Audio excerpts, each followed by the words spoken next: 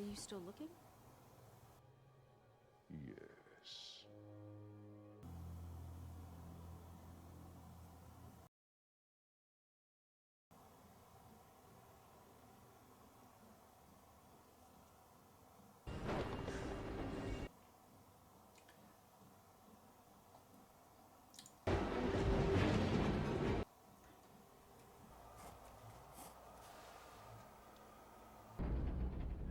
Impressive, isn't it?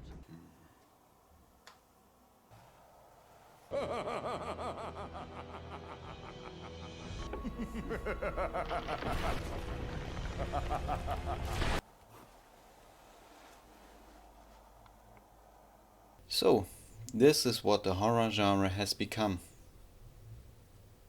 That's my opinion! Don't you get it? Why can't anybody have an opinion but you? Here's what I think. Do you not get it? This is what I think. So, the Mortuary Collection was praised by a lot of people on the internet and apparently got a 95% rating on Rotten Tomatoes.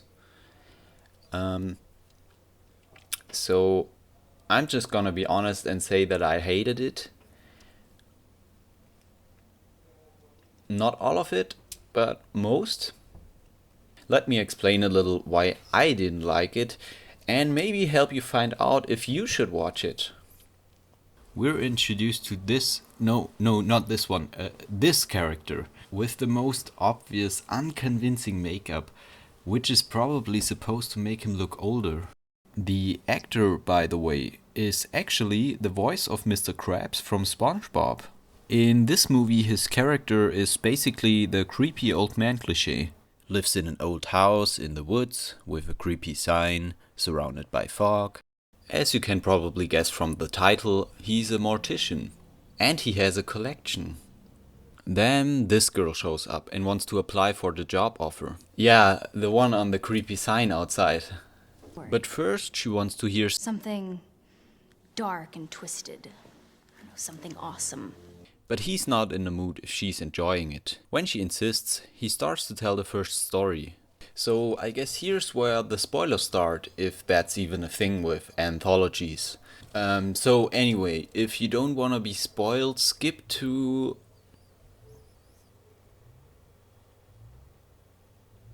So the first story is, to make it short, about a pickpocket who gets killed by a tentacle monster in the bathroom. Although it was short, it had kind of an atmosphere, a nice pacing, and a sense of mystery throughout. Or how the girl comments it. I was expecting something a bit more substantial. Maybe an ironic comeuppance or a big twist, but it was fun. So, the next story is about a college student who gives away condoms to the girls to empower them and free them of patriarchy. But actually he just wants himself and his friends to get laid. He meets a girl and has sex with her, he tricks her into thinking he used a condom and he gets pregnant? That was unexpected. So, this one wasn't really horror in my opinion. It was weird with a little bit of social commentary and a little bit of dark humor. Didn't expect his pregnancy though. We get a really cheap jump scare and more of the creepy old guy cliché. Then they take a closer look at one of the corpses. And we get another story. Couple gets married, but right at the moment it's official, for some reason she becomes completely invalid. What marriage does to people. He wants to get rid of her and fails miserably. And then a magic flying zombie thing. Because creepy supernatural stuff, you know. So one thing I liked about the movie is that the girl and the mortician discuss every story afterwards and give their own opinion about it. The girl even points out for the audience that he did what anyone would do in his situation, yet he was punished for it. So the last story starts off as the classic babysitter horror story, another cliché, and it basically reveals the girl's past. The movie all of a sudden turns into a slow-mo martial arts fight, and then we get a plot twist. Again, spoilers. She's actually a cannibal serial killer. Sorry, but I'm not convinced. The way this character is written, the acting, it just doesn't fit. And I know people are not one-dimensional and a character always has his facades, but no way is this girl a serial killer that eats little kids. Her cringy lines make it even more unbelievable. In real life, the bad guy wins. So I'm not gonna get into the ending because for me there just isn't a lot to say about it. My main problem with this movie is the stereotypical presentation and just the way it throws horror into your face. So you could argue it's meant to be seen as a kind of homage to the 70s and 80s classic horror movies, which is not wrong.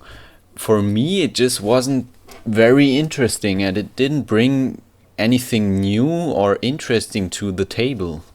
The effects and the music are just so over the top most of the time, which makes a lot of parts so cringy. I think the horror genre can be more than just, ooh, look how scary this is. Oh, this is so scary. Oh, this is so scary.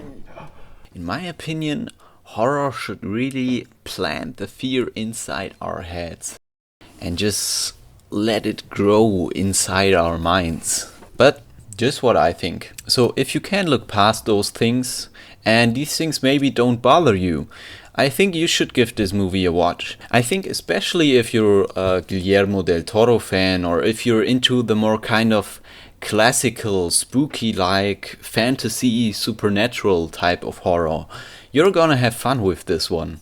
It has an atmosphere and the lighting and the cinematography make some really impressive shots.